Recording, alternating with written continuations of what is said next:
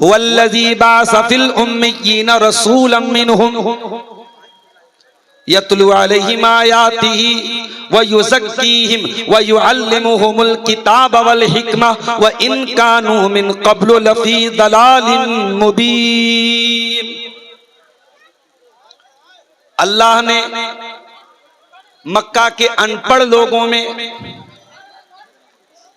उम्मी लोगों में, जो लिखना पढ़ना नहीं जानते थे, उम्मी लोगों में अल्लाह ने एक नबी भेजा। उन्हीं में से जो अल्लाह की आयतों को पढ़ पढ़ के सुनाते हैं, जो उनको कुरान की तालीम देते हैं, उनको सुन्नत की तालीम देते हैं, उनको गंदगियों से पाक साफ करते हैं, उनको पवित्र करते हैं, उनको साफ करते हैं। नबी आए थे हमें दुनिया में बताने के लिए जिंदगी की गाड़ी को कहां ब्रेक लगाना है और जिंदगी की गाड़ी को कहां आगे बढ़ाना है, कहां रेड सिग्नल है, कहां येलो सिग्नल है, कहां ग्रीन सिग्नल है। मगर माफ करना मेरे प्यारे साथी, दुनिया में हम गाड़ी चलाने में नियम को फॉलो न करें तो एक्सीडेंट हो जाएगा, और अगर हम शरीयत के बताए हुए कानून को फॉलो नहीं करेंगे तो हमारे साथ इतना बड़ा एक्सीडेंट होगा कि हम सोच नहीं सकते। दुनिया के एक्सीडेंट में जान जाएगी, लेकिन अगर अल्लाह के बताए हुए नियमों की अनदेखी की, हमने अल्लाह के रेड सिग्नल को क्रॉस किया, रसूल के ग्रीन सिग्नल को फॉलो नहीं किया, तो हमारा अंजाम क्या होगा? कुरान कहता है, या अय्युहल्लज़ीना आमनू कू अनफुसकुम व अहलीकुम नारा वक़ूदुहन्नासु वल हिजारा। ऐ ईमान वालो, अपने आप को जहन्नम की आग से बचाओ, अपने परिवार को, अपनी फैमिली को, अपने बाल बच्चों को जहन्नम की आग से बचाओ।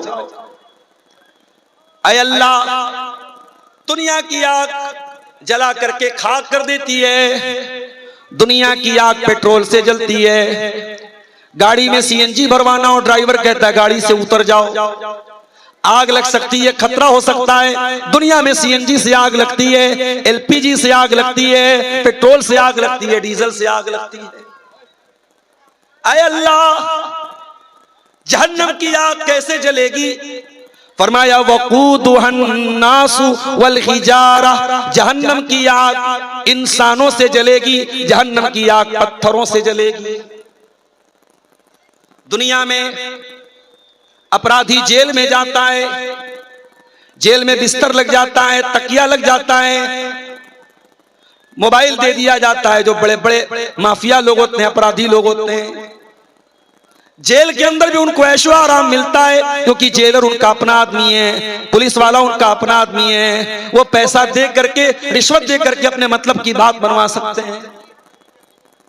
ऐ अल्लाह, क्या जहन्नम में भी अपराधियों को छूट मिलेगी? क्या जहन्नम में जो जेलर होंगे, जो रखवाली करने वाले होंगे, वो रिश्वत लेकर के किसी के साथ नरमी बरतेंगे? फरमाया नहीं नहीं, अलैहा मलाइकतुन गिलाजुन शिदादुन ला यासूनल्लाह मा अमरहुम। जहन्नम के अंदर रिश्वत चलबे ना, जहन्नम के अंदर सोर्स नहीं चलेगा, जहन्नम के अंदर किसी अपराधी को कोई छूट नहीं मिलेगी। जहन्नम में जो गया है वहां उसको जो जहन्नम की सजाएं हैं वो झेलना पड़ेगा। अभी हमारे अब्दुल हक साहब तकरीर कर रहे थे, मैं बैठा हुआ था, कुछ बातें मेरे कानों में पड़ रही थी। उन्होंने कहा कि आजकल नौजवान जलसे में तकरीर सुनने कम जाता है। अब क्या करने जाता है? अब्दुल हक साहब चूंकि इसी इलाके के ज्यादा बेहतर जानते हैं, उन्होंने बताया कि साहब बड़े गलत सलत काम हो रहे हैं। लेकिन आप गौर कीजिए कि आज हमारा नौजवान कहां कहां अपना टाइम पास कर रहा है। जलसे में आया है तकरीर सुनने के लिए, कोई बनारस से आया, कोई इटावा से आया, कोई किशनगंज से आया, कोई पूर्णिया से आया। उनके आने जाने का इंतजाम किया गया, उनको स्टेज पे बुलाया गया और ये बैठ करके वहां लड़कियों के और औरतों के जो है पिंडाल की तरफ ये टहल रहा है, घूम रहा है। कोई उधर मोबाइल लेके लगा है, कोई दुकान पे खड़ा है या खड़ी है। पूछो भाई ये क्या हो रहा है, तो एक जवाब मिलता है कि टाइम पास हो रहा है। नौजवान मोबाइल पर लगा है रात में 2-2 बजे तक। क्या कर रहे हो भाई? टाइम पास कर रहा। अल्लाह अकबर। अगर तुम टाइम की कीमत समझ जाओ, समय का महत्व समझ जाओ, वक्त की कीमत समझ जाओ, 1 मिनट लेट होने से तुम्हारी ट्रेन छूट सकती है, 1 मिनट लेट होने से तुम्हारी फ्लाइट छूट सकती है। 1 मिनट भी जिंदगी में इतना अहम होता है मेरे प्यारे साथियों, और हम नहीं जानते। अभी आज दोपहर में बनारस से एक साहब का फोन आया, उनकी लड़की की शादी थी 2 दिन पहले। उन्होंने कहा मौलाना आप आए नहीं शादी में। मैंने कहा भाई आपने दावत दी, आपका शुक्रिया, मगर हम लोगों के पैरों में पहिया लगा हुआ है। जहां में अहले ईमा सूरत खुर्शीद जीते हैं, इधर डूबे उधर निकले, उधर डूबे इधर निकले। रात में मैं होता हूं आपके रोशना में, आपके मनिहारी में, आपके लाभा में, आपके प्राणपुर में, सुबह पटना में होता हूं 6 बजे, 8 बजे बनारस में होता हूं। मेरा कोई ठिकाना नहीं है मेरे भाई। मैंने कहा शादी में मेरी दुआएं आपके साथ हैं, मैं शादी में नहीं आ पाया। उन्होंने कहा मौलाना एक बात आपसे कहना चाहता हूं। मैंने कहा क्या बात है बताइए। कहा अभी तक मैंने किसी को नहीं बताया। मैंने कहा क्या बात है भाई, हमारे बड़े खास हैं वो। कहा मौलाना मुझे खतरनाक बीमारी हो रही। मैंने कहा क्या हो गया? कहा कि कैंसर की बीमारी हो रही। मैंने कहा कंफर्म हो गया? कहां कंफर्म हो गया। मैंने कहा कहां हुआ है? कहा खाने की नली में हुआ है।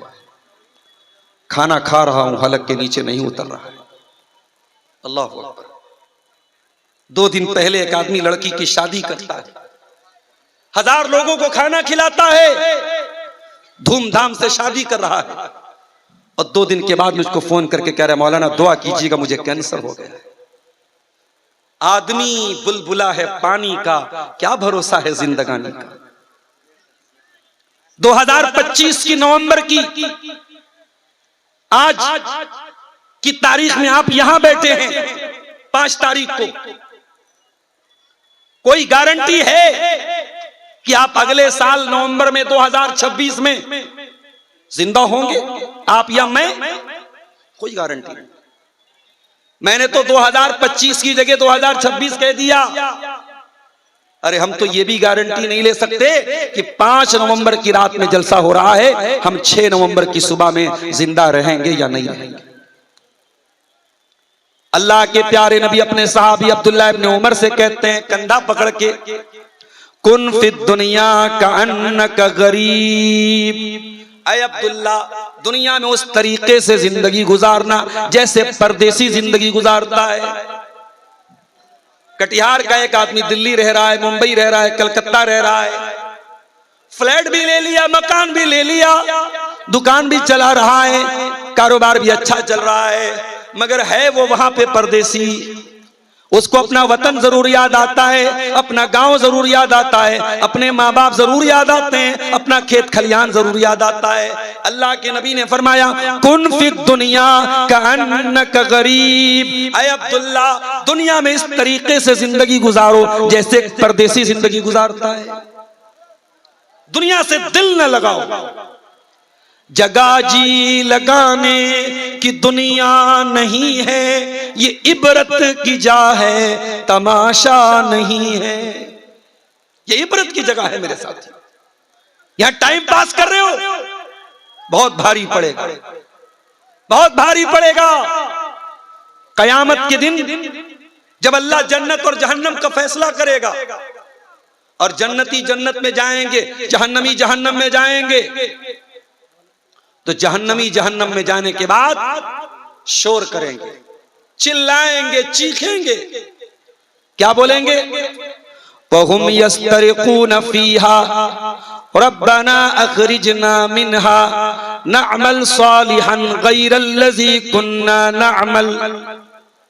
जहन्नमी बोलेंगे, ऐ अल्लाह एक बार तो हमको जहन्नम से निकाल दे, हम वादा करते हैं अब वो पाप नहीं करेंगे जो दुनिया में करते चले आए थे। अब तेरे रेड सिग्नल पर गाड़ी को आगे नहीं बढ़ाएंगे, तेरे ग्रीन सिग्नल पर गाड़ी को ब्रेक नहीं लगाएंगे, तेरे सिग्नल को फॉलो करेंगे, तेरे नियम को फॉलो करेंगे, पाप नहीं करेंगे, गुनाह नहीं करेंगे। अल्लाह ताला क्या बोलेगा, अवलम नुअम्मिरुकुम मा यतज़क्करु फीहि मन तज़क्कर। ऐ मेरे बंदो, आपको पूरा समय दिया गया, जवानी मिली, बुढ़ापा मिला, 50 साल के हुए, 60 साल के हुए, 70 साल के हुए, आपका समय शेष हो गया, आपका समय समाप्त हो गया, आपका वक्त खत्म हो गया। अब आपको समय नहीं मिलेगा, जितना समय मिलना था, जितना जीवन मिलना था, जितना वक्त मिलना था दुनिया में आप पा चुके। अब यहां कोई समय आपको नहीं मिलेगा।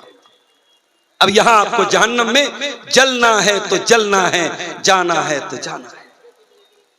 मेरे प्यारे साथियों, आइए, बहुत लंबी तकरीर आपके सामने नहीं करना है। कुरान खोलते हैं और कुरान से पूछते हैं कि तू बता जिंदगी में ग्रीन सिग्नल कहां है और रेड सिग्नल कहां है। ऐ कुरान तू बता हमें क्या करना है, क्या नहीं करना है। कुरान बहुत सारी बातें बताता है, एक तकरीर में पूरा नहीं हो पाएगा। कुछ मोटी मोटी बातें, कुछ बड़े बड़े सिग्नल जो कुरान हमें ग्रीन सिग्नल देता है, कुरान हमें रेड सिग्नल देता है, वो दोनों मैं आपको बताऊंगा इंशाअल्लाह। कुरान का पहला पारा खोलो, कुरान कहता है अलिफ लाम मीम ज़ालिकल किताबु ला रैब फीहि हुदल लिल मुत्तकीन अल्लज़ीना युमिनूना बिल गैब व युकीमूनस सलाह। कुरान किसके लिए हिदायत है? कुरान मुत्तकियों के लिए हिदायत है। ऐ अल्लाह मुत्तकी कौन है? फरमाया मुत्तकी की एक पहचान ये है वह युकीमूनस सलाह, वो नमाज कायम करते हैं। ऐ अल्लाह मैं तो बड़ा व्यस्त इंसान हूं, बहुत बिजी हूं, मुझे दुकान भी देखना है, बिजनेस भी करना है, सरकारी जॉब में भी हूं, क्या मुझको भी नमाज पढ़ना है? अल्लाह कुरान में कहता है इन्नस सलाता कानत अलल मुमिनीना किताबम मौकूता। ऐ मेरे बंदे, तू बिजनेस करे चाहे नौकरी करे, तू बिहार के गांव में हो या मुंबई और दिल्ली जैसे शहर में हो, तू जहां पर भी हो तुझको नमाज पढ़ना है। ऐ अल्लाह मैं तो उत्तर प्रदेश का रहने वाला हूं, दूसरे स्टेट में आया हूं, क्या यहां पर भी मुझे नमाज पढ़नी है? लैसा अलैकुम जुनाहुन अन तक़सुरू मिनस सलाह। सफर की हालत में तुम कसर करके नमाज पढ़ोगे, 4 रकात वाली नमाज को 2 पढ़ोगे, सुन्नतें नहीं पढ़ोगे फजर के अलावा, लेकिन पढ़ना है तुमको नमाज। ऐ अल्लाह किबला नहीं समझ में आ रहा है, वजू करने की ताकत नहीं है, तयम्मुम के लिए मिट्टी नहीं मिल रही है, क्या तब भी मुझे नमाज पढ़नी है? अल्लाह फरमाता है फत्तकुल्लाह मस्ततातुम, जितनी ताकत है उतनी अल्लाह से डरो, मगर नमाज तुमको पढ़ना है। अल्लाह अकबर, नमाज पढ़ना है, नमाज माफ नहीं है मेरे प्यारे साथी। जिंदगी में सबसे मुश्किल हालत जंग के मैदान में होती है।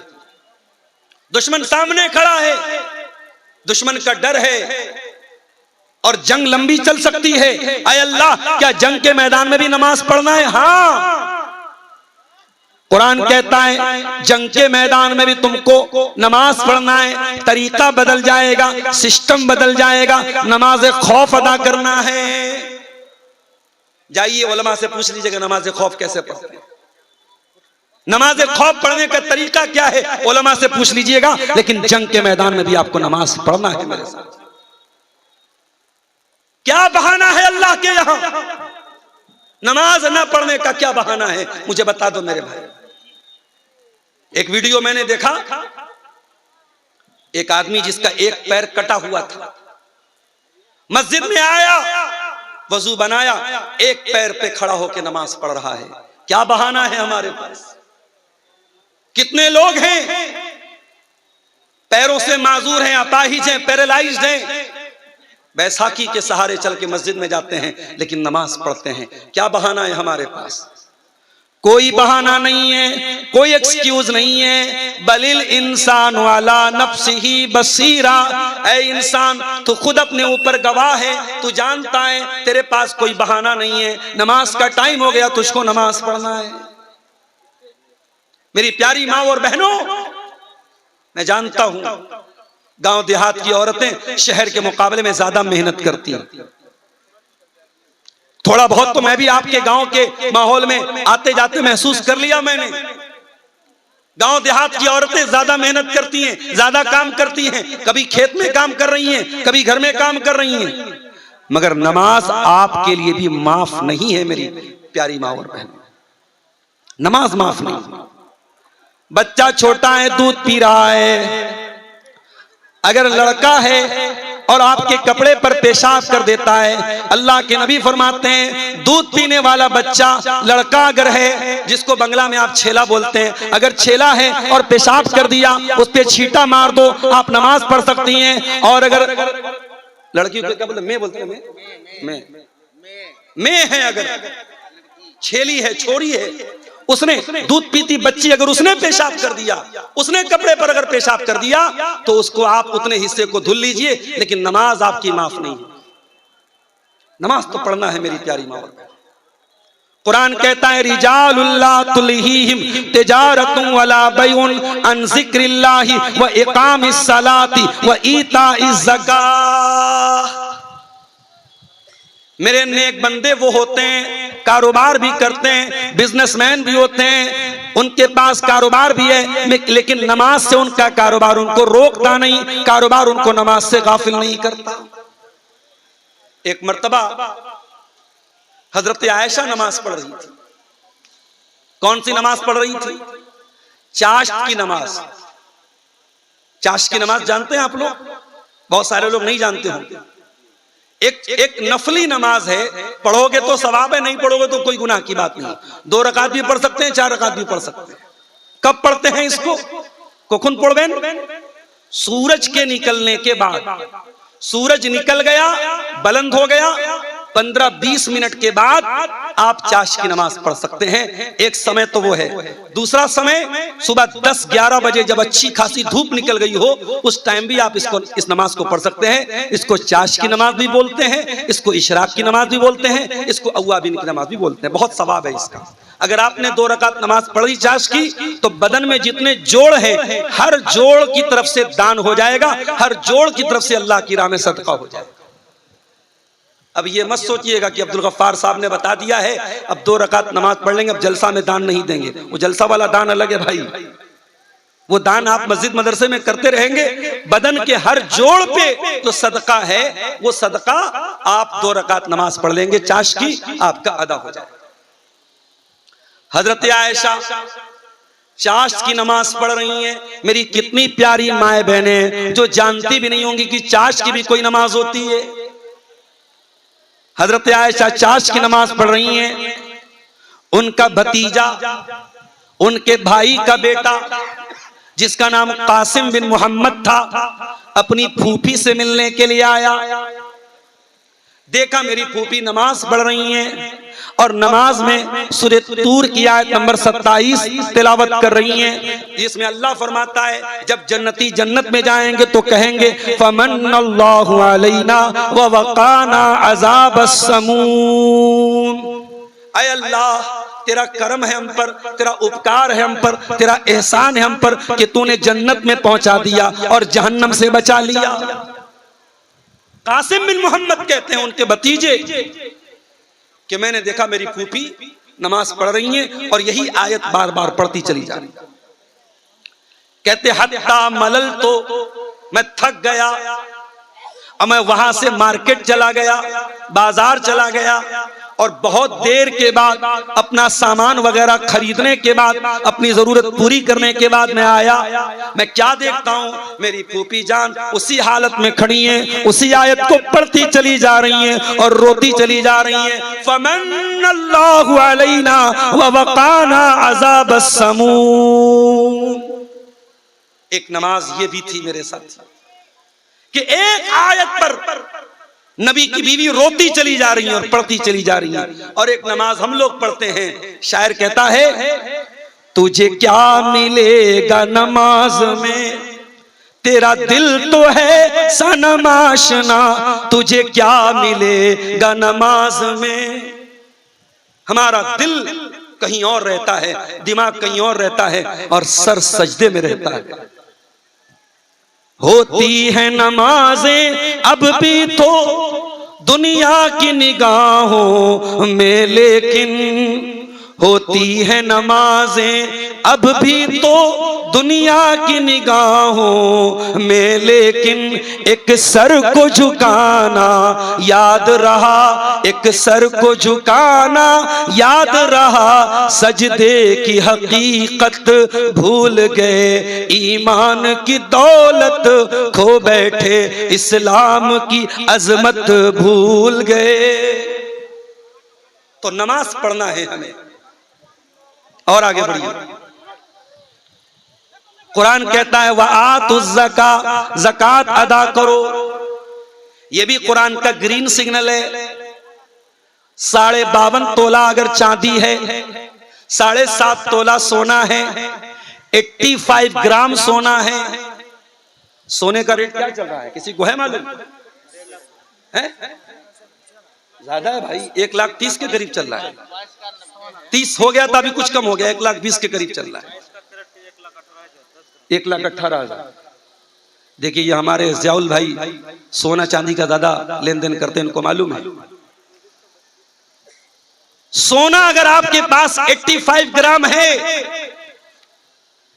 24 कैरेट सोना, अगर आपके पास 22 कैरेट है या 20 कैरेट है तो थोड़ा कम कर लीजिए, क्योंकि उसकी कीमत कम होती है। अगर 24 कैरेट सोना कितना होना चाहिए, 85 ग्राम, 85 ग्राम या उससे ज्यादा, तो आपको ज़कात देना पड़ेगा, अनिवार्य है, कंपलसरी है, जरूरी है। अगर आप ज़कात नहीं देते हैं तो क्या अंजाम होगा? कुरान कहता है वल्लज़ीना यकनिज़ून अज़्ज़हब वल फ़िद्दता वला युनफ़िक़ूनहा फ़ी सबीलिल्लाह। जो लोग सोना चांदी इकट्ठा करते हैं और उसको अल्लाह की राह में ज़कात नहीं देते हैं, फ़बश्शिरहुम बिअज़ाबिन अलीम, उनको दर्दनाक अज़ाब की खुशखबरी सुना दो। यौमा युहमा अलैहा फ़ी नारि जहन्नम फ़तुक़वा बिहा जिबाहुहुम व जुनूबुहुम व ज़ुहूरुहुम। क़यामत के दिन वो सोना चांदी जहन्नम की आग में तपाया जाएगा और उससे ज़कात न देने वाले की पीठ को दागा जाएगा, पहलू को दागा जाएगा, पेशानी को दागा जाएगा और कहा जाएगा हाज़ा मा कनज़्तुम लिअन्फुसिकुम फ़ज़ूक़ू मा कुन्तुम तकनिज़ून। चखो, यही है वो माल जिसकी तुम ज़कात नहीं निकालते। तो माल अगर है तो ज़कात निकालो मेरे प्यारे साथियों। ज़कात नहीं निकालोगे अल्लाह का अज़ाब दुनिया में भी बरसेगा और आखिरत में भी बरसेगा। और आगे बढ़िए, कुरान कहता है वलिल्लाहि अलन्नासि हिज्जुल बैति मन इस्तता इलैहि सबीला। जिसके पास इतना धन दौलत है वो अल्लाह के घर का हज कर सकता है, उसके ऊपर हज फर्ज है। अभी हमारे अब्दुल हक भाई जिस इलाके में सिमरिया में रहते हैं, वहां के करीब में सदलपुर एक गांव है, वहां मैं गया। एक हाजी साहब मुझको मिले, उनका बेटा बेंगलोर में काम करता है, अच्छा पैसा कमाता है। वो हाजी साहब नहीं थे, मैं उनको एहतराम में हाजी बोल रहा हूं। मैंने पूछा चाचा आपने हज किया? बोले नहीं मौलाना मैंने हज नहीं किया। मैंने कहा क्यों नहीं किया आपने हज? पैसा तो आपके पास है अल्हम्दुलिल्लाह, और उम्र भी आपकी 60-65 साल हो गई, अब जिंदगी का कोई ठिकाना नहीं, हज क्यों नहीं कर रहे आप? तो वो चचा क्या बोले? बोले मौलाना साहब बहुत सारे लोग हज करके आके झूठ बोलते हैं, गीबत करते हैं, गाली बकते हैं, गलत काम करते हैं।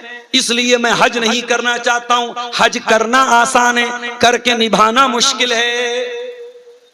मैंने कहा चचा जान माफ कीजिएगा, आपका ये बहाना और आपका ये एक्सक्यूज, आपका ये उज्र अल्लाह ताला क्या चोल बेना नहीं चलेगा ये। मैंने कहा एक नमाजी नमाज पढ़ रहा है और साथ में जिना कर रहा है, तो क्या आप नमाज पढ़ना छोड़ देंगे? रोजा रखने वाला रोजा रख रहा है और रात में मोबाइल पर ब्लू फिल्म देख रहा है, तो आप क्या रोजा रखना छोड़ देंगे? मैंने कहा आपके पास अगर माल है, हज फर्ज है, आप ताखिर मत कीजिए, पछताना पड़ जाएगा। अल्लाह का ग्रीन सिग्नल है। बरनाती के मेरे वो भाइयों और आसपास से आए हुए मेरे भाइयों और बहनों, अगर अल्लाह ने आपको इतनी दौलत दी है कि आप हज कर सकते हैं। आजकल एक आदमी के हज पे तकरीबन 4 लाख रुपए खर्च आ रहे हैं, यानी अगर मियां बीवी हज करने जा रहे हैं 8 लाख रुपए चाहिए। अगर आपको अल्लाह ने इतना नवाजा है कि आप अपने बाल बच्चों को खिला के पिला के आप 8 लाख रुपया आसानी से इंतजाम करके हज कर सकते हैं, तो हज फर्ज है। आप देर न कीजिए, आप ताखिर न कीजिए, आप जल्दी कीजिए। मौत का कोई भरोसा नहीं है मेरे प्यारे। तो ये शरीयत का ग्रीन सिग्नल है। नमाज का टाइम हुआ, नमाज पढ़ो। रमजान का महीना आया, रोजा रखो। माल के ऊपर ज़कात फर्ज है, ज़कात दो। हज करने की ताकत है, हज करो। एक और ग्रीन सिग्नल बताता हूं शरीयत का। आप ईमान लाए, मुसलमान हैं आप, अब इस इस्लाम पर कायम भी रहना है, इस्लाम को छोड़ना नहीं है। इन्नल्लज़ीना क़ालू रब्बुनल्लाहु सुम्मा इस्तक़ामू ततनज़्ज़लु अलैहिमुल मलाइका, जो लोग अल्लाह को अपना रब मानते हैं और फिर उसी के ऊपर जम जाते हैं, कुरान कहता है अल्लाह के फरिश्ते आकर के खुशखबरी सुनाते हैं, अल्लाह तखाफू वला तहज़नू व अबशिरू बिल जन्नतिल्लती कुंतुम तुअदून। डरो नहीं, भय न करो, घबराओ नहीं, तुमको जन्नत मिलेगी जिसका तुमसे वादा किया गया है। ईमान पे कायम रहना है मेरी प्यारी बहनों। कोई इंस्टाग्राम पे आया, कोई फेसबुक पे आया, कोई व्हाट्सएप पे आया, प्यार के 2 मीठे बोल दिया, तुम ईमान छोड़ने को तैयार हो? अभी कल की खबर है, मोबाइल पर मेरे पास मैसेज आया, बरेली में एक मुसलमान लड़की, नाम था नेहा अंसारी, इस्लाम छोड़ के अपने गैर मुस्लिम बॉयफ्रेंड के साथ 3-4 महीने तक उसके साथ बगैर शादी के हरामकारी करती रही, ज़िना करती रही, जिसको आज की दुनिया में लिव इन रिलेशनशिप कहा जाता है। आज की दुनिया में हराम तरीके से मर्द और औरत को रहने के लिए एक बड़ा अच्छा सा लफ्ज़ तलाश किया गया, लिव इन रिलेशनशिप। याद रखो, इस्लाम में मर्द और औरत के दरमियान कोई लिव इन रिलेशनशिप की इजाजत नहीं है, कोई गर्लफ्रेंड बॉयफ्रेंड की इजाजत नहीं है। इस्लाम में एक ही रिश्ता है मर्द और औरत के बीच में ताल्लुक को जायज करने का, और वो निकाह का रिश्ता है। और मेरी बहनों, बड़े अदब के साथ तुमसे कहना चाहता हूं, बड़ी मोहब्बत के साथ कहना चाहता हूं, मैं कभी कभी जलसों में जाता हूं तो पता लगा जलसे में कोई लड़की किसी लड़के के साथ भाग गई। अफसोस होता है, दर्द होता है, तकलीफ होती है कि दीनी प्रोग्राम है, जलसा है और वहां ये हरकतें हो रही हैं। मैं बड़े साफ अल्फाज में अपनी जवान बहनों से कहना चाहता हूं, जो लड़का तुमसे मोहब्बत का इकरार कर रहा है, इंस्टाग्राम पे तुमको मैसेज भेज रहा है, व्हाट्सएप पे मैसेज भेज रहा है, फेसबुक पे मैसेज भेज रहा है, अगर वो तुमसे सच्चा प्यार करता है तो वो जिना करके तुमको जहन्नम में लेके नहीं जाएगा, वो निकाह करके जन्नत का हमसफर बनाएगा। तुम नौकरानी नहीं हो, तुम महारानी हो, और महारानी से मिलने के लिए महारानी के पीए से मिलना पड़ता है, महारानी के गार्ड से मिलना पड़ता है। इस्लाम की नजर में औरत महारानी है, और महारानी का पीए कौन है? उसका बाप है, उसका भाई है, उसका गार्जियन है। आप से अगर कोई लड़का ये इकरार कर रहा है कि मैं तुमसे बहुत मोहब्बत करता हूं, तो प्रॉपर चैनल से आओ, सही रास्ते से आओ, मेरे वालिद के जरिए निकाह का पैगाम भेजो। मेरे वालिद तैयार हैं, मेरे गार्जियन तैयार हैं, मैं निकाह करके हलाल रिश्ते में तेरे साथ आऊंगी, मैं जिना करके हराम रास्ते से तेरे पास आके जहन्नम में तेरे साथ नहीं जाऊंगा। ये तय कर लो मेरी बहनों, और ये बात याद रखो, शैतान का पुराना फार्मूला है। खराब माल को अच्छी पैकिंग में पैक करके शैतान पेश करता है।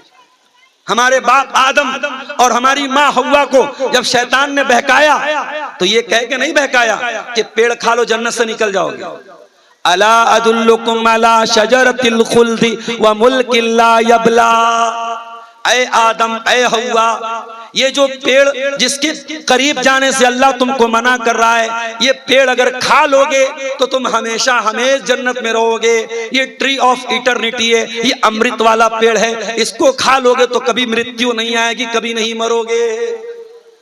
तो शैतान का पुराना तरीका है, कभी बेहयाई को फैशन का नाम देता है, कभी जिना को प्यार का नाम देता है, कभी शराब को बियर का नाम देता है, कभी नंगेपन को मॉडर्न और फैशन का नाम देता है। शैतान की पैकिंग से धोखा न खाना। कुरान कहता है इन्नहु लकुम अदुव्वुम मुबीन, शैतान तुम्हारा खुला हुआ दुश्मन है। मेरे भाइयों, ये तो ग्रीन सिग्नल हो गए, अब आइए कुछ शरीयत के रेड सिग्नल भी देख लेते। शरीयत हमसे कहती है सूद न खाओ, या अय्युहल्लज़ीना आमनू ला ताकुलुर रिबा, ऐ ईमान वालों सूद और ब्याज मत खाओ।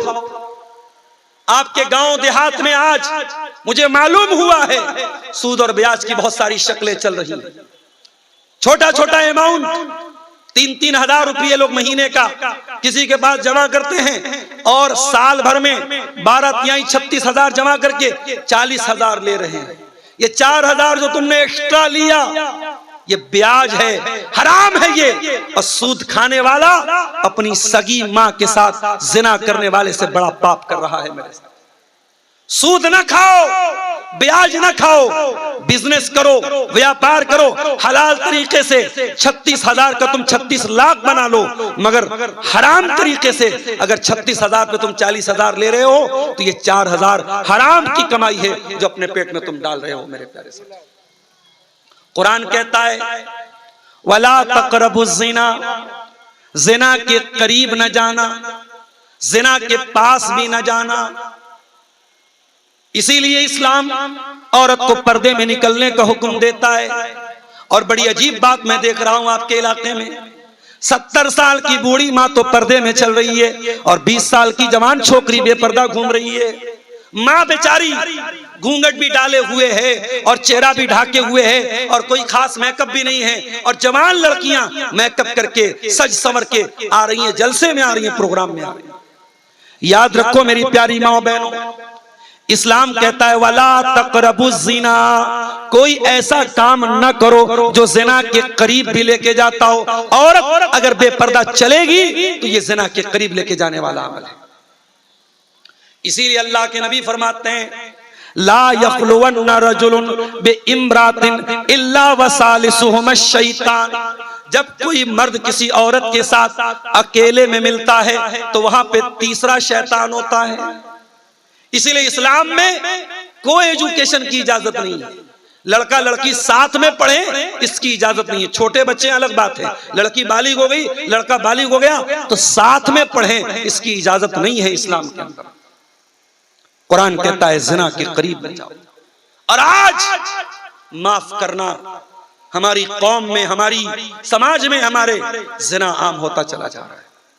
अब तो वो दौर आ गया, लोग कहते मौलाना आज बहुत कम ऐसे लड़के मिलेंगे जिनकी कोई सेटिंग न हो, बहुत कम लड़कियां ऐसी मिलेंगी जिनका दामन गुनाहों से पाक और साफ। ऐसा दौर आ गया, हराम रिश्तों की ऐसी लाइन लग गई कि लड़के लड़कियों के साथ, लड़कियां लड़कों के साथ लगी हुई हैं। कुरान का ये रेड सिग्नल है, अपनी ख्वाहिशात को कंट्रोल करो, अपनी इच्छाओं को कंट्रोल करो। वला तक़रबुज़ ज़िना, ज़िना के करीब न जाओ। हाँ, जवान हो गए, लड़की जवान हो गई, शादी का इंतजाम करो। जहेज के चक्कर में ना पड़ो, बारात के चक्कर में ना पड़ो, हल्दी के चक्कर में ना पड़ो, मंगनी के चक्कर में ना पड़ो। सिंपल तरीके से निकाह करो, सुन्नत के मुताबिक निकाह करो, आसान तरीके से शादी।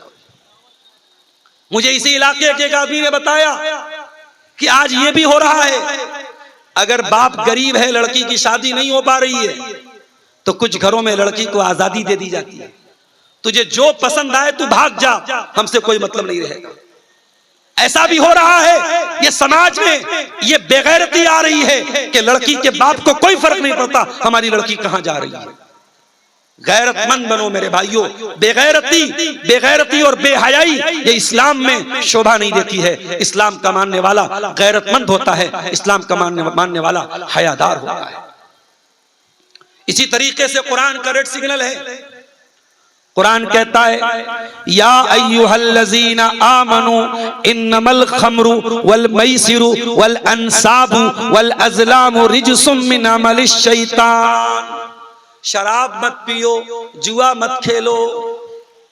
नीतीश कुमार जी को कोई बता दे कि बिहार में शराबबंदी आज आपने कराई है, और पूरी दुनिया में शराबबंदी मेरे नबी ने 1400 साल पहले कराई थी, और आपको शराबबंदी का प्रचार करना पड़ रहा है, बड़े बड़े बैनर लगाने पड़ रहे हैं, और फिर भी इलीगल तरीके से बिहार में शराब बिक रही है और पी जा रही है, और मुसलमान भी पी रहा है, गैर मुस्लिम भी पी रहा है। मगर मेरे नबी ने जब शराब को हराम किया था, मेरे नबी ने जब शराब को हराम किया था, कोई बैनर नहीं लगा, कोई लाउड स्पीकर लेके घूमा नहीं गया, कोई एडवर्टीजमेंट नहीं हुआ।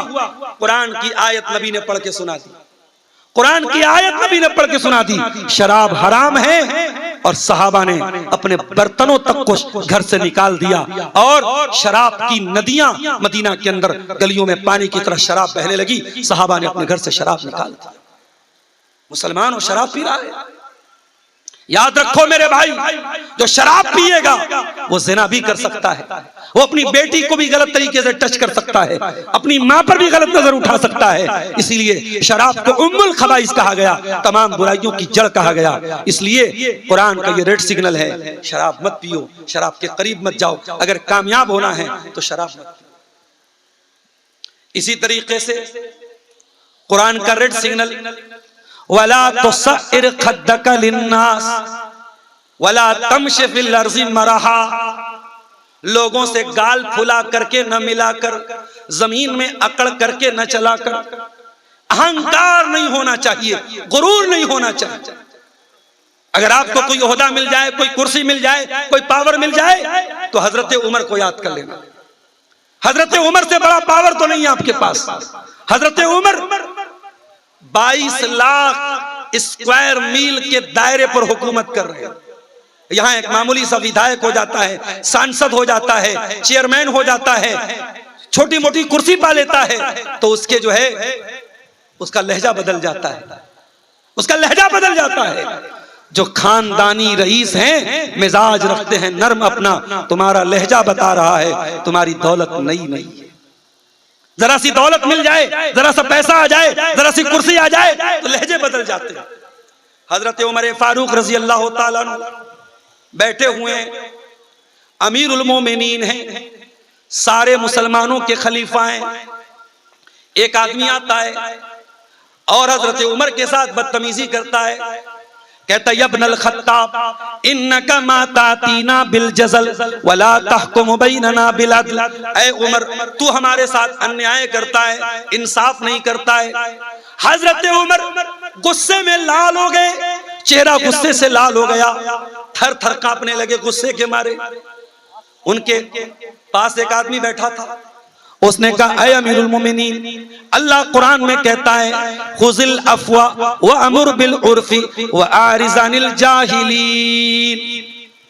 अल्लाह कुरान में कह रहा है लोगों को माफ कर दिया करो, जाहिलों को दरगुजर कर दिया करो, इग्नोर कर दिया करो, नजरअंदाज कर दिया करो। ऐ अमीरुल मोमिनीन, ये आदमी जाहिल है, इसने आपके साथ बदतमीजी की है, आप नजरअंदाज कर दीजिए। जैसे ही कुरान की आयत पढ़ी गई, बुखारी के अल्फाज हैं, हजरत उमर का सारा गुस्सा डाउन हो गया और वो बैठ गए। और अगला लफ्ज सुनिए हदीस का, वकाना वक्काफन इंद किताबिल्लाह। हजरत उमर अल्लाह की किताब का जहां सिग्नल आता था, रेड सिग्नल आता था, वहां रुक जाते थे। अल्लाह ताला क्या बोलेगा, अवलम नुअम्मिरुकुम मा यतज़क्करु फीहि मन तज़क्कर। ऐ मेरे बंदो, आपको पूरा समय दिया गया जवानी मिली, बुढ़ापा मिला, 50 साल के हुए, 60 साल के हुए, 70 साल के हुए, आपका समय शेष हो गया, आपका समय समाप्त हो गया, आपका वक्त खत्म हो गया। अब आपको समय नहीं मिलेगा। जितना समय मिलना था, जितना जीवन मिलना था, जितना वक्त मिलना था दुनिया में आप पा चुके। अब यहां कोई समय आपको नहीं मिलेगा। अब यहां आपको जहन्नम में जलना है तो जलना है, जाना है तो जाना है।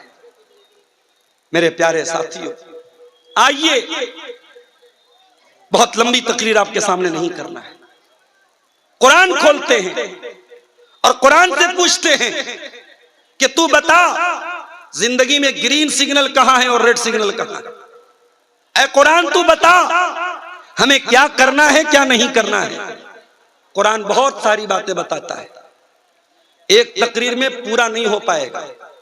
कुछ मोटी मोटी बातें, कुछ बड़े बड़े सिग्नल जो कुरान हमें ग्रीन सिग्नल देता है, कुरान हमें रेड सिग्नल देता है, वो दोनों मैं आपको बताऊंगा इंशाअल्लाह। कुरान का पहला पारा खोलो।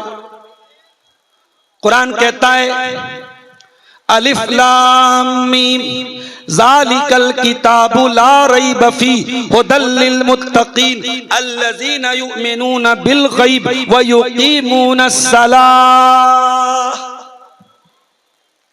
कुरान किसके लिए हिदायत है? कुरान मुत्तकियों के लिए हिदायत है। ऐ अल्लाह, मुत्तकी कौन है? फरमाया मुत्तकी की एक पहचान ये है वह युकीमूनस सलाह, वो नमाज कायम करते हैं।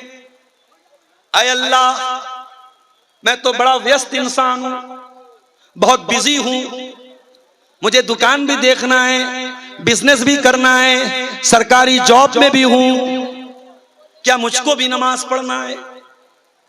अल्लाह कुरान में कहता है इन्नस सलाता कानत अलल मुमिनीना किताबम मौकूता। ऐ मेरे बंदे, तू बिजनेस करे चाहे नौकरी करे, तू बिहार के गांव में हो या मुंबई और दिल्ली जैसे शहर में हो, तू जहां पर भी हो तुझको नमाज पढ़ना है। ऐ अल्लाह, मैं तो उत्तर प्रदेश का रहने वाला हूं, दूसरे स्टेट में आया हूं, क्या यहां पर भी मुझे नमाज पढ़नी है? लैसा अलैकुम जुनाहुन अन तक़सुरू मिनस सलाह। सफर की हालत में तुम कसर करके नमाज पढ़ोगे, 4 रकात वाली नमाज को 2 पढ़ोगे, सुन्नतें नहीं पढ़ोगे फजर के अलावा, लेकिन पढ़ना है तुमको नमाज। ऐ अल्लाह, किबला नहीं समझ में आ रहा है,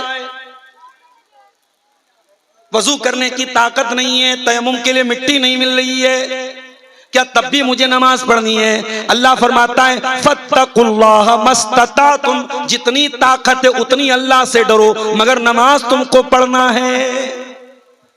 अल्लाह अकबर, नमाज पढ़ना है। नमाज माफ नहीं है मेरे प्यारे साथी। जिंदगी में सबसे मुश्किल हालत जंग के मैदान में होती है। दुश्मन सामने खड़ा है, दुश्मन का डर है और जंग लंबी चल सकती है। ऐ अल्लाह, क्या जंग के मैदान में भी नमाज पढ़ना है? हाँ, कुरान कहता है जंग के मैदान में भी तुमको नमाज पढ़ना है। तरीका बदल जाएगा, सिस्टम बदल जाएगा, नमाज खौफ अदा करना है। जाइए उलमा से पूछ लीजिएगा नमाज खौफ कैसे पढ़ते हैं, नमाज खौफ पढ़ने का तरीका क्या है, उलमा से पूछ लीजिएगा। लेकिन जंग के मैदान में भी आपको नमाज पढ़ना है। मेरे साथ क्या बहाना है अल्लाह के यहां? नमाज न पढ़ने का क्या बहाना है, मुझे बता दो मेरे भाई। एक वीडियो मैंने देखा, एक आदमी जिसका एक पैर कटा हुआ था, मस्जिद में आया, वजू बनाया, एक पैर पे खड़ा होकर नमाज पढ़ रहा है। क्या बहाना है हमारे पास? कितने लोग हैं पैरों से माजूर हैं, अपाहिज हैं, पैरालाइज्ड हैं, बैसाखी के सहारे चल के मस्जिद में जाते हैं लेकिन नमाज पढ़ते हैं। क्या बहाना है हमारे पास? कोई बहाना नहीं है, कोई एक्सक्यूज नहीं है। बलिल इंसान वाला नफ्सिही बसीरा, ऐ इंसान तू खुद अपने ऊपर गवाह है, तू जानता है तेरे पास कोई बहाना नहीं है। नमाज का टाइम हो गया, तुझको नमाज पढ़ना है। मेरी प्यारी माँ और बहनों, मैं जानता हूं गांव देहात की औरतें शहर के मुकाबले में ज्यादा मेहनत करती हैं। थोड़ा बहुत तो मैं भी आपके गांव के माहौल में आते जाते महसूस कर लिया मैंने। गांव देहात की औरतें ज्यादा मेहनत करती हैं, ज्यादा काम करती हैं, कभी खेत में काम कर रही हैं, कभी घर में काम कर रही हैं, मगर नमाज आपके लिए भी माफ नहीं है मेरी प्यारी माँ और बहन। नमाज माफ नहीं। बच्चा छोटा है, दूध पी रहा है, अगर लड़का है और आपके कपड़े पर पेशाब कर देता है, अल्लाह के नबी फरमाते हैं दूध पीने वाला बच्चा लड़का अगर है, जिसको बंगला में आप छेला बोलते हैं, अगर छेला है और पेशाब कर दिया, उस पे छींटा मार दो, आप नमाज पढ़ सकती हैं। और अगर लड़की को क्या बोलते, मैं बोलते हैं, मैं है, अगर छेली है, छोरी है, उसने दूध पीती बच्ची अगर उसने पेशाब कर दिया, उसने कपड़े पर अगर पेशाब कर दिया, तो उसको आप उतने हिस्से को धुल लीजिए, लेकिन नमाज आपकी माफ नहीं है। नमाज तो पढ़ना है मेरी प्यारी माँ। कुरान कहता है रिजालुल्लाह तुलहीहिम तिजारतुन वला बैउन अन जिक्रिल्लाहि व इकामिस सलाति व ईताइज ज़कात। मेरे नेक बंदे वो होते हैं, कारोबार भी करते हैं, बिजनेसमैन भी होते हैं, उनके पास कारोबार भी है, लेकिन नमाज से उनका कारोबार उनको रोकता नहीं, कारोबार उनको नमाज से गाफिल नहीं करता। एक मर्तबा हजरत आयशा नमाज पढ़ रही थी। कौन सी नमाज पढ़ रही थी? चाश्त की नमाज। चाश्त की नमाज जानते हैं आप लोग? बहुत सारे लोग नहीं जानते होंगे। एक नफली नमाज है, पढ़ोगे तो सवाब है, नहीं पढ़ोगे तो कोई गुनाह की बात नहीं। 2 रकात भी पढ़ सकते हैं, 4 रकात भी पढ़ सकते हैं। कब पढ़ते हैं इसको? कखुन पढ़वें? सूरज के निकलने के बाद। सूरज निकल गया, बुलंद हो गया, 15-20 मिनट के बाद आप चाश्त की नमाज पढ़ सकते हैं। एक समय तो वो है। दूसरा समय सुबह 10-11 बजे जब अच्छी खासी धूप निकल गई हो, उस टाइम भी आप इस नमाज को पढ़ सकते हैं। इसको चाश्त की नमाज भी बोलते हैं, इसको इशराक की नमाज भी बोलते हैं, इसको अव्वाबीन की नमाज भी बोलते हैं। बहुत सवाब है इसका। अगर आपने 2 रकात नमाज पढ़ी चाश्त की, तो बदन में जितने जोड़ हैं, हर जोड़ की तरफ से दान हो जाएगा, हर जोड़ की तरफ से अल्लाह की राह में सदका हो जाएगा। अब ये मत सोचिएगा कि अब्दुल गफ्फार साहब ने बता दिया है, अब 2 रकात नमाज पढ़ लेंगे, अब जलसा में दान नहीं देंगे। वो जलसा वाला दान अलग है भाई। वो दान आप मस्जिद मदरसे में करते रहेंगे, बदन के हर जोड़ पे जो सदका है, वो सदका आप 2 रकात नमाज पढ़ लेंगे चाश्त की, आपका अदा हो जाएगा। हजरत आयशा चाश्त की नमाज पढ़ रही हैं। मेरी कितनी प्यारी माए बहनें जो जानती भी नहीं होंगी कि चाश्त की भी कोई नमाज होती है। हजरत आयशा चाश्त की नमाज पढ़ रही हैं। उनका भतीजा, उनके भाई का बेटा, जिसका नाम कासिम बिन मोहम्मद था, अपनी फूफी से मिलने के लिए आया। देखा मेरी फूफी नमाज पढ़ रही हैं और नमाज में सूरह तूर की आयत नंबर 27 तिलावत कर रही हैं, जिसमें अल्लाह फरमाता है जब जन्नती जन्नत में जाएंगे तो कहेंगे फमन्नल्लाहु अलैना व वक़ाना अज़ाबस समूम। ऐ अल्लाह, तेरा करम है हम पर, तेरा उपकार है हम पर, तेरा एहसान है हम पर कि तूने जन्नत में पहुंचा दिया और जहन्नम से बचा लिया। कासिम बिन मोहम्मद कहते हैं उनके भतीजे कि मैंने देखा मेरी फूफी नमाज पढ़ रही हैं और यही आयत बार बार पढ़ती चली जा रही। कहते हत्ता मलल, तो मैं थक गया और मैं वहां से मार्केट चला गया, बाजार चला गया और बहुत देर के बाद अपना सामान वगैरह खरीदने के बाद, अपनी जरूरत पूरी करने के बाद मैं आया। मैं क्या देखता हूँ, मेरी फूफी जान उसी हालत में खड़ी हैं, उसी आयत को पढ़ती चली जा रही हैं और रोती चली जा रही हैं। फमन्नल्लाहु अलैना व वक़ाना अज़ाबस समूम।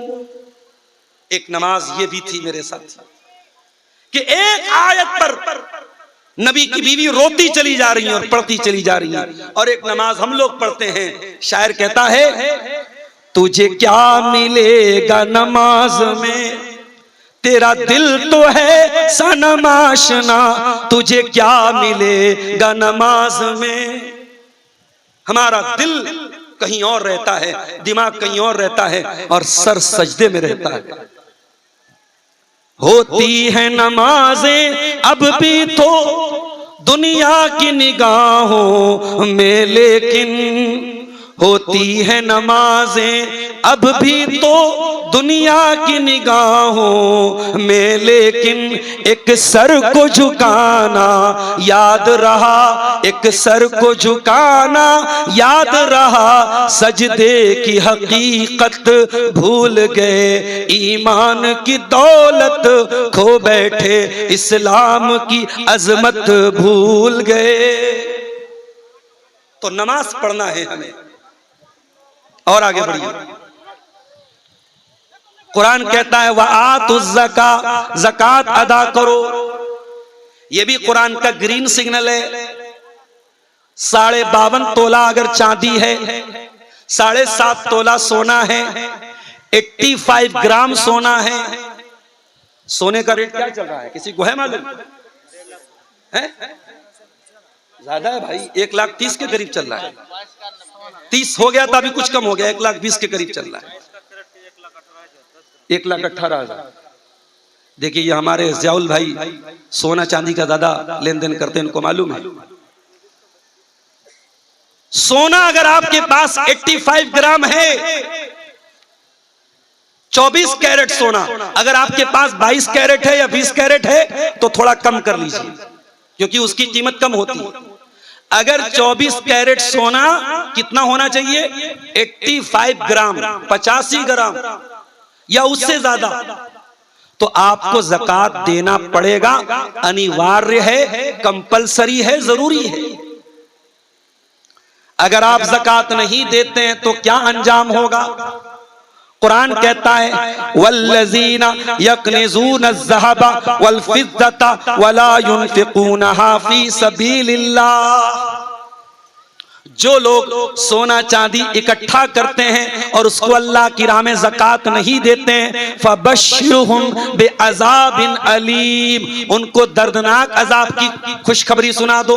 यौमा युहमा अलैहा फ़ी नारि जहन्नम फ़तुक्वा बिहा जिबाहुहुम व जुनूबुहुम व ज़ुहूरुहुम। क़यामत के दिन वो सोना चांदी जहन्नम की आग में तपाया जाएगा और उससे ज़कात न देने वाले की पीठ को दागा जाएगा, पहलू को दागा जाएगा, पेशानी को दागा जाएगा और कहा जाएगा हाज़ा मा कनज़्तुम लिअन्फुसिकुम फ़ज़ूक़ू मा कुन्तुम तकनिज़ून।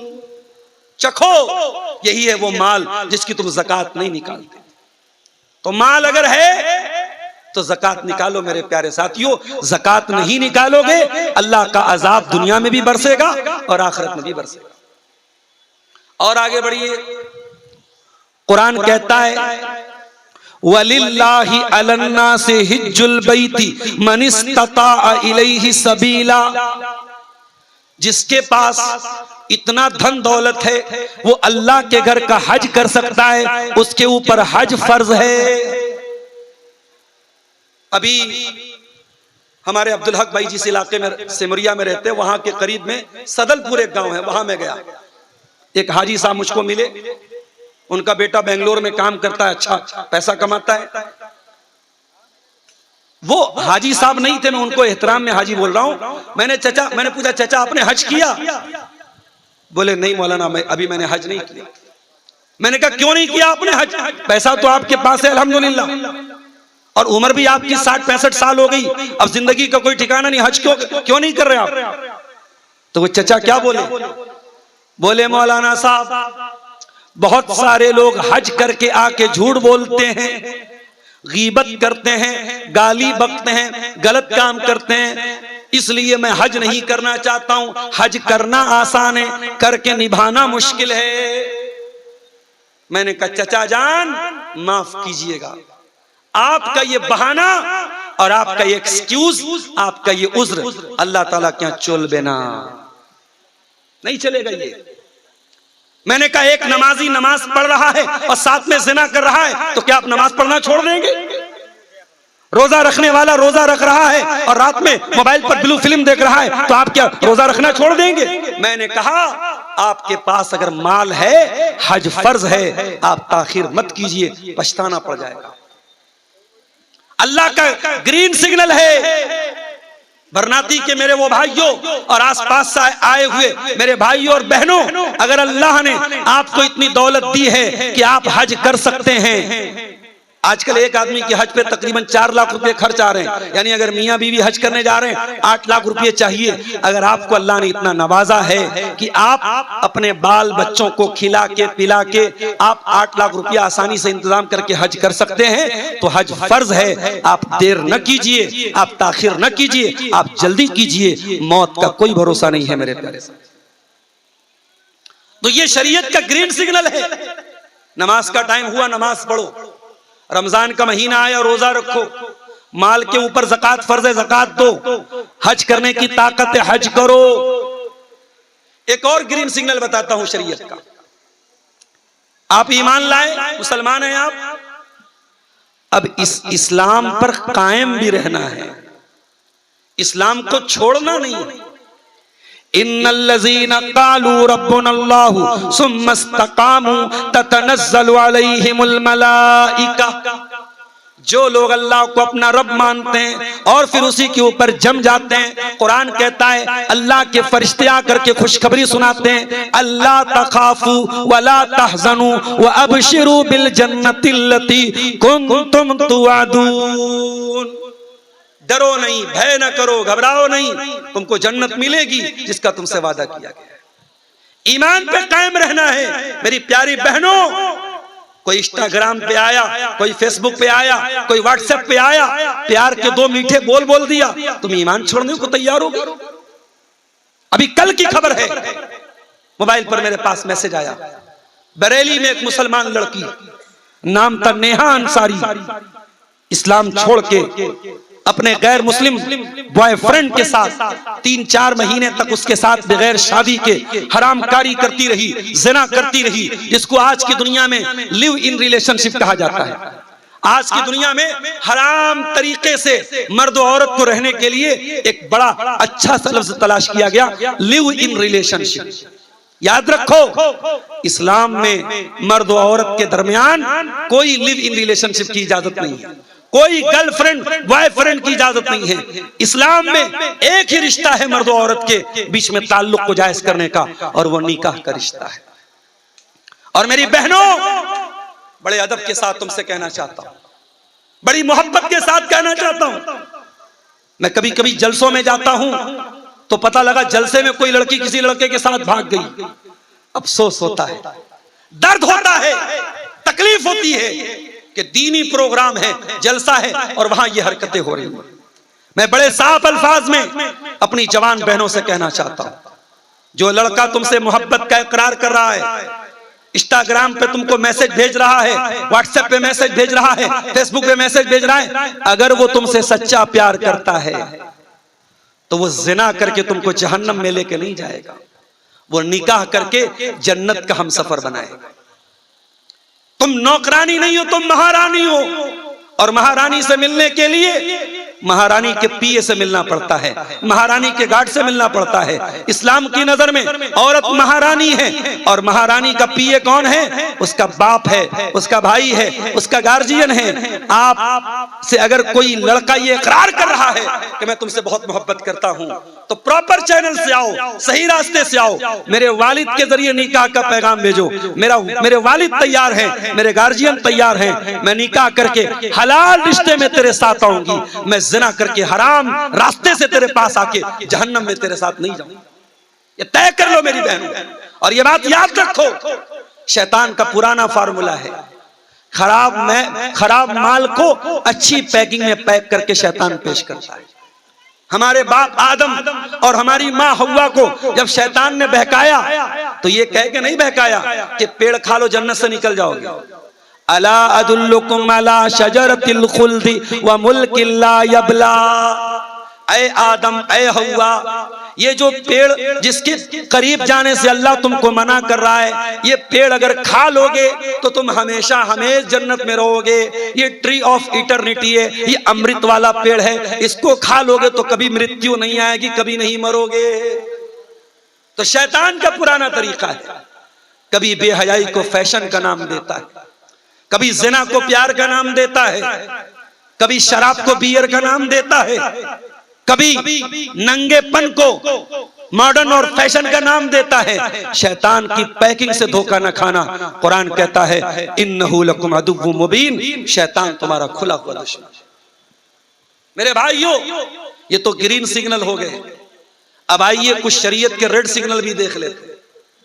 शरीयत हमसे कहती है सूद न खाओ, या अय्युहल्लज़ीना आमनू ला ताकुलुर रिबा, ऐ ईमान वालों सूद और ब्याज मत खाओ। आपके गांव देहात में आज मुझे मालूम हुआ है सूद और ब्याज की बहुत सारी शक्लें चल रही हैं। छोटा छोटा अमाउंट 3-3 हजार रुपये लोग महीने का किसी के पास जमा करते हैं और साल भर में 12-36 हजार जमा करके 40 हजार ले रहे हैं। ये 4 हजार जो तुमने एक्स्ट्रा लिया ये ब्याज है, हराम है ये। और सूद खाने वाला अपनी सगी मां के साथ जिना करने वाले से बड़ा पाप कर रहा है। मेरे साथ सूद ना खाओ, ब्याज ना खाओ, बिजनेस करो, व्यापार करो हलाल तरीके से। 36 हजार का तुम 36 लाख बना लो, मगर हराम तरीके से अगर 36 हजार पे तुम 40 हजार ले रहे हो तो ये 4 हजार हराम की कमाई है जो अपने पेट में तुम डाल रहे हो। मेरे प्यारे साथी, कुरान कहता है वला तक़रबुज़ ज़िना, ज़िना के करीब न जाना, ज़िना के पास भी न जाना। इसीलिए इस्लाम औरत को पर्दे में निकलने का हुक्म देता है। और बड़ी अजीब बात मैं देख रहा हूं आपके इलाके में, 70 साल की बूढ़ी मां तो पर्दे में चल रही है और 20 साल की जवान छोकरी बेपर्दा घूम रही है। मां बेचारी घूंघट भी डाले हुए है और चेहरा भी ढाके हुए है और कोई खास मेकअप भी नहीं है, और जवान लड़कियां मेकअप करके सज संवर के आ रही हैं, जलसे में आ रही हैं, प्रोग्राम में आ रही हैं। याद रखो मेरी प्यारी माओ बहनों, इस्लाम कहता है वला तक़रबुज़ ज़िना, कोई ऐसा काम न करो जो ज़िना के करीब भी लेके जाता हो। औरत अगर बेपर्दा चलेगी तो ये ज़िना के करीब लेके जाने वाला अमल है। इसीलिए अल्लाह के नबी फरमाते हैं ला यख़्लुवन्ना रजुलुन बिइम्रातिन इल्ला वसालिसुहुमा शैतान, जब कोई मर्द किसी औरत के साथ अकेले में मिलता है तो वहां पे तीसरा शैतान होता है। इसीलिए इस्लाम में कोई एजुकेशन की इजाजत नहीं है। लड़का लड़की साथ में पढ़े इसकी इजाजत नहीं है। छोटे बच्चे अलग बात है, लड़की बालिग हो गई लड़का बालिग हो गया तो साथ में पढ़े इसकी इजाजत नहीं है इस्लाम के अंदर। कुरान कहता है जिना के करीब न जाओ। और आज माफ करना हमारी कौम में, हमारी समाज में हमारे जिना आम होता चला जा रहा है।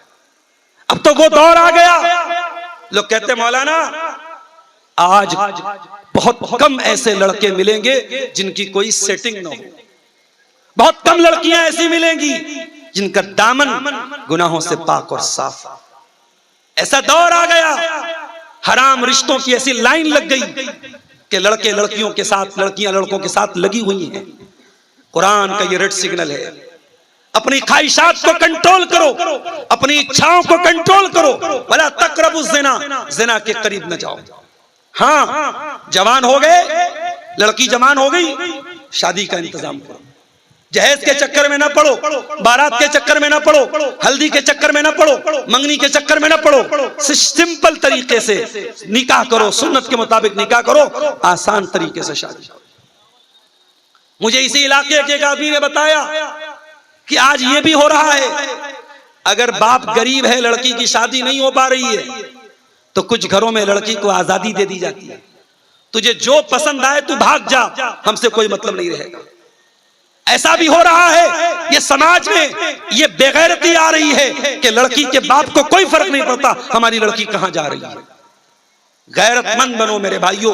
बेगैरती और बेहयाई ये इस्लाम में शोभा नहीं देती है। इस्लाम का मानने वाला गैरतमंद होता है, इस्लाम का मानने वाला हयादार होता है।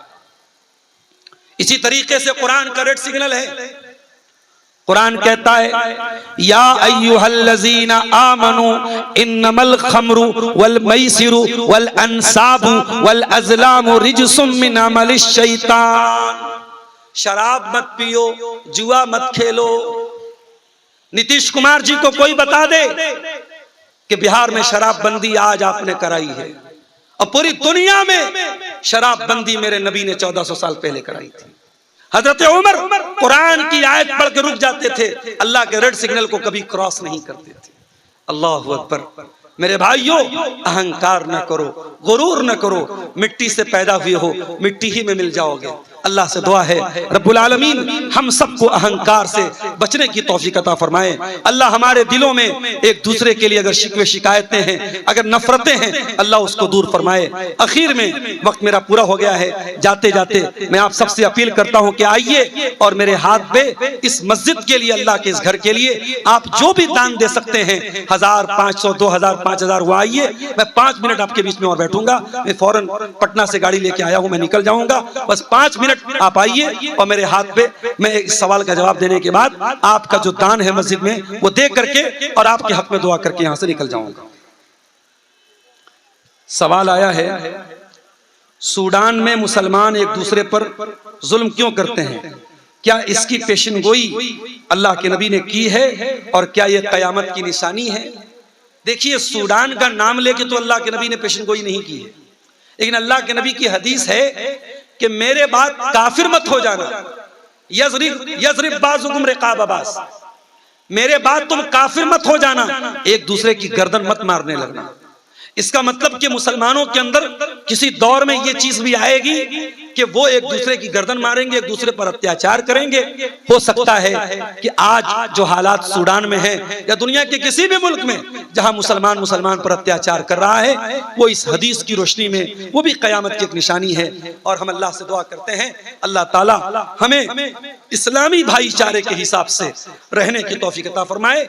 और चाहे इलेक्शन का मामला हो, चाहे हिंदुस्तान में अपने हुकूक के लिए लड़ने का कोई भी मामला हो, अल्लाह हमें मुत्तहिद होकर के, एक होकर के जो फैसला हमारी कौम के हक में बेहतर है, जो हमारे हिंदुस्तान के हक में बेहतर है, जो हमारे भारत के हक में बेहतर है, हमें उसके हिसाब से अपनी तरकीब बनाने की और अपनी जो है प्लानिंग करने की अल्लाह हम सबको तौफीक अता फरमाए। और चूंकि बिहार में कल वोटिंग है और 14 को रिजल्ट भी आने वाला है, मैं दुआ करता हूं अल्लाह आपके इस सूबे का इक़्तिदार और हुकूमत अमन पसंद, इंसानियत पसंद और उन लोगों के हाथ में दे जो अमन और शांति के साथ इस स्टेट को और इस मुल्क को आगे लेके जाएं। अल्लाह जालिमों के जुल्म से, शरीरों के शर से हम सब की हिफाजत फरमाए। मेरे प्यारे साथियों, आइए, वक्त पूरा हो गया है, मुझे ताखिर हो रही है, निकलना है। आप आइए और देर न कीजिए। आप इस मस्जिद के लिए थोड़ा बहुत जो भी दान दे सकते हैं, चंदा दे सकते हैं, अल्लाह की राह में दीजिए। अल्लाह के नबी की हदीस है, इत्तकुन्नार वलो बिशिक्की तमरा, अल्लाह की राह में अगर एक खजूर का टुकड़ा भी तुम दे करके जहन्नम की आग से बच सकते हो तो अपने दामन को बचा लो। जज़ाकुमुल्लाहु खैरा। आजा बेटा आजा। আপনারা তাড়াতাড়ি দিয়ে দেন, 10 মিনিটের মধ্যে শেখ আপনাদের কাছ থেকে চাঁদা নেবেন এবং